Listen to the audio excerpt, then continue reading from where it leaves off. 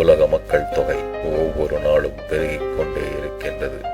மக்களின் உணவு தேவை நம்மால் கட்டுப்படுத்த முடியாத அளவிற்கு உயர்ந்து கொண்டே செல்கின்றது.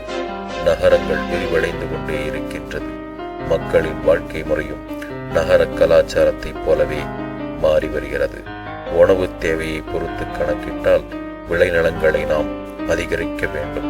பழமையான விவசாய முறை வருங்காலத்தில் நமது தேவையை நிறைவேற்றப் போவது இல்லை என்பது நமக்கு புரிந்துவிட்டது. இதற்கான தீர்வுதான் என்ன? 5 வழிகளில் நாம் இந்த உலகத்தை இனி காப்பாற்றி விடலாம். அதற்கான ஒரே தீர்வுதான் பல்லடுக்கு விவசாய முறை. பல்லடுக்கு விவசாய முறை மூலம் நாம் இந்த சவால்களை எதிர்கொள்ள முடியும். இந்த உலகத்தை காப்பாற்ற முடியும். பல்லடுக்கு விவசாய முறை மூலம் உற்பத்தி செலவை குறைக்க முடியும்.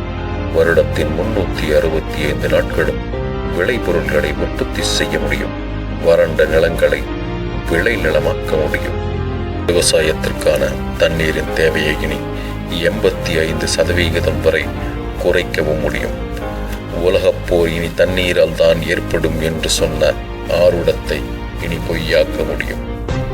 வாகன எரிபொருளை சேமிக்கவும் முடியும். எப்படி என்று தானே கேட்கத் தோன்றுகின்றது. ஆம், இந்த பல்லடுக்கு விவசாயம் இனி எங்கு வேண்டுமானாலும் செய்யலாம். நகரத்திலிருந்து பல மைல் தூரத்தில் தான் விவசாயம் செய்ய வேண்டும் என்ற கட்டாயத்திலிருந்து நாம் சுதந்திரம் அடைந்து விட்டோம். விளைபொருள்கள் வீணாகாமல் செய்ய முடியும். தேவைக்கேற்றவாறு உற்பத்தியை செய்து வருடத்தின் அனைத்து நாட்களும் விளைபொருள்களை கிடைக்கச் செய்யலாம். உள்ளூரிலேயே எல்லா வேலைகளையும் செய்து முடித்து விடலாம். பல மைல் தூரத்திலிருந்து விளைபொருட்களை கடத்த வேண்டிய தேவை இல்லாமல் போவதால் வாகனத்திலிருந்து வரும் கார்பன் காற்றில் கலப்பதை 90% வரை குறைத்து விடலாம்.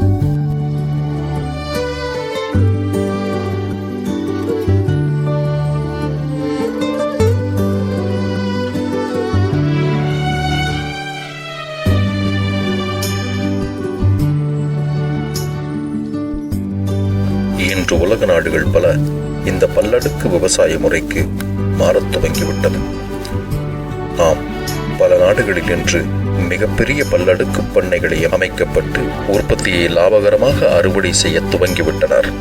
இத்தகைய பண்ணைகள் பல மிகப்பெரிய வணிக வளாகத்தின் அருகிலும் மிகப்பெரிய உணவு விடுதிகளின் அருகிலும், ஏன் பல உணவு விடுதிகளின் மேல்கூரையிலும் பல அடுக்குமாடி குடியிருப்புகளிலும் இந்த பல்லடுக்கு விவசாய முறை செயல் வடிவம் பெற்றுவிட்டது. விவசாயம்தான் நமது நாட்டின் முதுகெலும்பு என்று சொல்லும் பொழுது நாம் இனியும் தாமதிக்க கூடாது.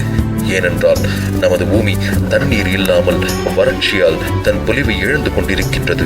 விவசாயிகள் வறண்ட பூமியால் தன் வாழ்வை நடத்த வழி தெரியாமல் திணறுகின்றனர். விளைபொருட்களின் விலை கட்டுக்கு அடங்காமல் இருக்கின்றது. ஆம், நாம் தான் இந்த முறைக்கு உடனே மாற வேண்டிய முதல் நாடு.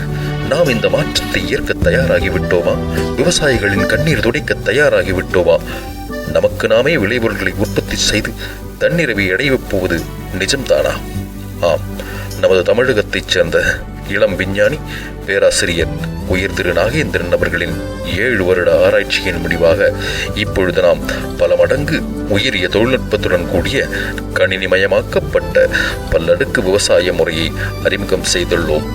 அதை ஷுவர் க்ரோ என்று மிக பெருமையாக நினைக்கின்றோம்.